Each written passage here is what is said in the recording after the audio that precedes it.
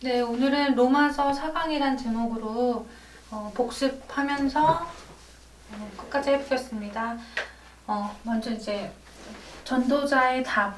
로마서 1장부터 3장까지는 이 죄에 대해서 얘기를 하고 있습니다.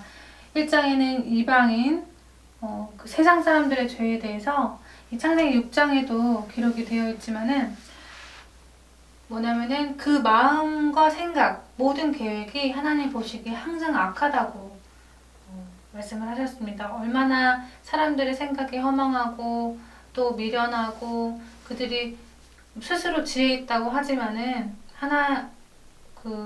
어리석고 또 불신자들 같은 경우는 절대적으로 할 수 없는 것이 하나님께 감사하지를 못하죠. 이것이 이제 불신자들의 악인데 하나님은 저희 상실한 마음 그냥 그대로 내버려 둬가지고 합당치 못한 일을 계속 하게 두고 정말 하나님이 참을 때까지 참다가 못 참으실 때 제일 크게 진노하신다 나오고요. 또 그 2장에는 이제 이 사람들을 살리기 위해서 유대인들한테 판단하지 말라. 너희들의 행동은 그렇게 했을지라도 마음으로 지은 죄, 또 남을 판단하는 거 그 자체가 사람들을 죽이는 거고 살리지 못하기 때문에 그것은 이방인들과 똑같은 죄를 짓고 있는 것이기 때문에 너희도 지금 심판 아래 있다. 그리고 유대인이나 이방인이나 다 모든 사람이 죄를 졌다. 이 죄는 이제 창세기 3장 그 인간의 근본 문제에 빠져있는 그 문제입니다. 그 다음에 이제 그 4장에서 5장은 구원의 법에 대해서 나오는데요.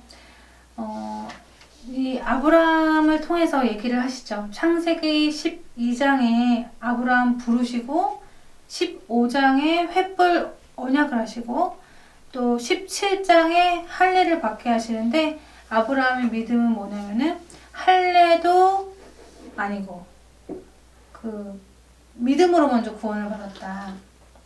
아브라함의 믿음은 할례 이전에 믿음으로 구원을 받았다 해서 율법으로 받은 것도 아니고 할례도 아니고 그 구원의 기준에 대해서 나오고요.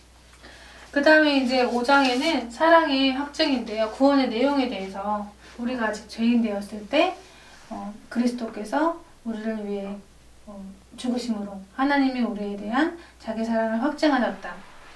이 사랑 확증을 통해서 이제 구원을 이루시는데 아담의 죄로 우리 모두가 영이 죽었지만 그리스도로 말미암아 모든 사람이 구원을 받는 내용을 말하면서 이제 하나님의 사랑에 대해서 나오고요. 그 다음에 이제 기도. 먼저 연합해라. 우리의 육체가 악한 것이지 율법의 나쁜 것은 아니다. 그리고 육체가 악할지라도 그 성령의 법에 의해서 살아라. 이것이 이제 하나님 자녀의 유업이라고 했어요. 그래서 연합은 언제까지 우리가 이제 그 죄에게 종로로 탈 거냐. 너희들이 하나님의 사랑 확증을 구원을 받아놓고도 또다시 창세기 3장 그 죄의 그 법에서 연합을 해서 불의의 병기로 살 거냐. 그래서 죄의 삭은 사망이다 나오고요. 그 다음에 율법을 버리고 그 폐기해버리자라는 것에 대해서 바울이 선용한 게 뭐냐면은 율법이 악한 것이 율법이 악한 것이 아니라 우리의 육체가 너무 악하기 때문에 마음의 법은 하나님을 섬기려고 하지만 우리 체질이 자꾸 악으로 가기 때문에 우리 너무 연약하다. 그래서 이제 8장에 성령의 법으로 살아야 된다. 그 성령의 법이 하나님 자녀가 받을 그 유업이다. 그래서 이제 그 로마서 8장 2절에 그러죠. 성령의 법은 죄와 사망의 법에서 너를 해방했다고 나오죠. 그러면서 여기 보면은 내가 확신하는데 사망이나 생명이나 뭐 천사들이나 권세자들이나 현재 일이나 장래 일이나 능력이나 높음이나 기품이나 다른 어떤 피조물도 우리를 그 그리스도의 사랑, 십자가 피의 사랑에서 우리를 끊을 수가 없다 나오고요. 그 다음에 이제 9장에 하나님의 주권 속으로 들어가라. 아브라함의 시라고 해서 다시가 아니고 이삭만 선택이죠. 우리도 이제 선택이에요. 하나님이 12제자 부르셨을 때도 뭐 그 사람들이 잘나서가 아니라 어떤 무슨 신비적인 뭐 병고침 같은 거 그런 거 받기 전부터 선택하시고 나를 따르라고 이제 부르셨죠. 그게 하나님의 뜻이고, 또 내가 야곱은 사랑하고 에서는 미워할 때 했고, 또 바로의 마음도 강팍하게 해서 그 이스라엘 백성들 깨닫게 하기 위해서 그런 모든 것들이 하나님의 주권 속에 있다. 그래서 우리 그 신자들 같은 경우는 전도자 뭐 이런 문제 저런 문제 있더라도 하나님이 다 허락했다고 믿는다면은 그 문제에 묶이지 않을 수가 있습니다. 우리가 할 수 없는 거죠, 사실은. 그래서 이제 토기장의 비유도 자기가 그릇 만들 때 자기가 귀하게 쓸 그릇하고 그냥 막 쓸 그릇을 자기 맘대로 그냥 만드는 것처럼 모든 것이 하나님의 주권이다. 근데 이제 14절에 그런 즉 무슨 말 할 거냐, 불의하다고 말할 수 없다 그랬어요. 창조주의 주권이니까. 이제 전도자를 부르셨죠. 여기는 이제 믿음의 내용이에요. 뭘 믿어야 되냐 했을 때 믿음의 내용, 너희가 만일 네 입으로 예수를 주로 시인하고 하나님께서 그를 죽은 자 가운데서 살리신 것을 네 마음에 믿으면 구원을 얻는다 그랬어요. 사람이 마음으로 믿고 입으로 시인하면 구원을 받는다. 그래서 누구든지 주의 이름 부르면은 구원을 받아요. 근데 지금 저희가 그 믿지 않는데 어떻게 부르냐, 믿으려면, 부르려면 들어야지 부를 수가 있는 거죠. 근데 또 전파하는 자 없이 어떻게 들을 거며, 보내심을 받지 않으면 어떻게 전파할 거며, 그러면서 믿음은 결국 그리스도의 말씀을 들으면서 난다. 그래서 여기서 포인트는 뭐냐면요, 우리가 전해야 된다. 그 다음에 이제 11장에 사명과 방향, 여기에 이제 집중을 해야 됩니다. 바울의 눈, 곧 전도자의 눈인데요. 엘리야가 그 로뎀나무에 쓰러져 있을 때 하나님이 하신 말이 너 말고 7,000명, 바알에게 무릎 꿇지 않는 자, 우상에게 절하지 않는 자 7,000명 있다. 그리고 유대인들이 그 실패한 거는 결국 잠정적 실패지 끝까지 실패한 게 아니고 다시 부른다. 단지 이방인들에게 복음이 들어간 것은 뭐냐면은 이스라엘로 그 시기나게 하려 하심이라 그거고요. 그 다음에 이제 12장에는 전도자의 이제 삶에 대해서 나오는데요. 1절에 보시면은 그러므로 형제들아, 내가 하나님의 모든 자비하심으로 너희를 권하노니 너희 몸을 하나님의 기뻐하시는 거룩한 산 제물로 드리라. 이는 너희가 드릴 영적 예배니라 했는데, 우리 몸을 제사로 드린다는 것은 우리 삶 속에서 늘 하나님의 것이 되어야 한다는 것이고, 그것은 전도자의 삶을 사는 것입니다. 2절에 너희는 이 세대를 본받지 말고 오직 마음을 새롭게 함으로 변화를 받아 하나님의 선하시고 기뻐하시고 온전하신 뜻이 무엇인지 분별하도록 하라 했는데, 이것은 또 전도자의 삶으로 가냐 안 가냐, 이제 여기가 포인트고요. 육신적인 죄 같은 경우는 다 사람마다 다 있죠. 뭐 정도가 틀릴 뿐인 거고, 선한 분별은 뭐냐면은 전도자의 삶입니다. 그리고 이제 인간관계에 대해서 쭉 나오는데 이건 좀 읽어볼게요. 너희를 박해하는 자를 축복하라. 축복하고 저주하지 말라. 즐거워하는 자들과 함께 즐거워하고 우는 자들과 함께 울라. 서로 마음을 같이하며 높은 데 마음을 두지 말고 도리어 낮은 데 처하며 스스로 지혜 있는 채 하지 말라. 아무에게도 악을 악으로 갚지 말고 모든 사람 앞에서 선한 일을 도모하라. 할 수 있거든 너희로서는 모든 사람과 더불어 화목하라. 내 사랑하는 자들아, 너희가 친히 원수를 갚지 말고 하나님의 진노하심에 맡기라. 기록되었을 때 원수 갚는 것이 내게 있으니 내가 갚으리라고 주께서 말씀하시니라. 네 원수가 줄이거든 먹이고 목마르거든 마시게 하라. 그리함으로 네가 숯불을 그 머리에 쌓아 놓으리라. 그리고 악에게 지지 말고 선으로 악을 이기라. 지금 인간관계는요, 선으로 악을 이기라. 그 선이 뭐냐면은 지금 읽은 내용이 선입니다. 그래서 그 자세가 왜 필요하냐면은 우리가 전도자이기 때문에 공동체에 실패하면 안 되기 때문입니다. 결국 공동체에 할 수 있어야 되고, 또 그 다음에 13장에 보면은 중요한 내용은 뭐냐면은 권세에 복종하라. 이거 이제 창조 질서인데요. 창조 질서라는 것은 신자에게만 있는 게 아니고 불신자에게도 있어요. 모든 이 세상 원리를 다 하나님이 창조하셨어요. 그래서 창세기 1장 2절에 그러죠. 땅이 혼돈하고 공허하며 흑암이 깊다 그랬는데, 그 혼돈이란 말이 무질서하다는 그런 얘기인데, 이 세상이 점점 가면 갈수록 질서가 망가지고 무질서로 들어가고 질서가 없게 함으로 인해서 파괴하게 만드는 거예요. 그래서 지금 권세에 복종하라 했을 때는 선악과도 이제 그 창조한 주인이 선악과 먹지 말아라. 그러니까 금령한다는 것은 그 창조주의 말에 의해서 인생을 살도록 했다는 거예요. 그래서 우리가 선악과를 보면서 하나님께서 말씀하시기를 선악과 먹지 말라 그랬다는 그 말씀 속에서 순종을 하면서 살아야 한다.